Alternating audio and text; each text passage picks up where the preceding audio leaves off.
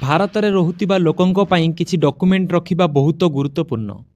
एही डॉक्यूमेंट गुड़िक प्रतिदिन केउंटी ना केउंठी केतेबेले किछि काम पई आवश्यक हुए। सेमानंक बिना अनेक काम अटकी जाए। Driving licence, voter card, PAN card, ration card एवं आधार कार्ड भली डॉक्यूमेंट गुड़िक मध्यरे सबुठारु अधिक व्यवहृत डॉक्यूमेंट होउछि आधार कार्ड। यह देशर 90% अधिक लोकंक पाखरे रहिछि। अनेक समय लोक माने आधार कार्ड तैयारी करने समय किछि भूल सूचना दे दियंती, जहा परे सेमानंक पई असुविधार कारण पलटि जाए।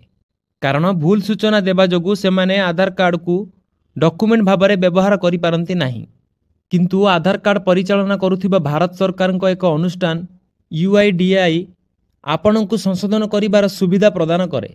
वास्तव में आधार अपडेट करिबा पई पूर्वरु शेष तारीख 14 जून 2025 धार्य करा जाइथिला, जहाको एबे परिवर्तन करा जाइछि। एबे लोकमानंकु आउ एक वर्ष समय दिया जाउछि। मिलिथिबा सूचना अनुसार एबे आपण 14 जून 2026 पर्यंत मागणारे आधार कार्ड अपडेट करि परिबे। अधिकरु अधिक लोक यार सुविधा नहीं पारिबे, सेथि पई एही निष्पत्ति निया जाइछि। आपणको जणाई देउछु जे एही अपडेट माई आधार पोर्टल को जाई कराई परिबे। किंतु जदि आपण आधार सेवा केंद्र को जाई एको अपडेट करंती, तेबे आपणको सेटारे या शुल्क देबाको पड़िबो। एही बळी खबर अपडेट पई आम सह जोड़ी होई रुहंतु। धन्यवाद।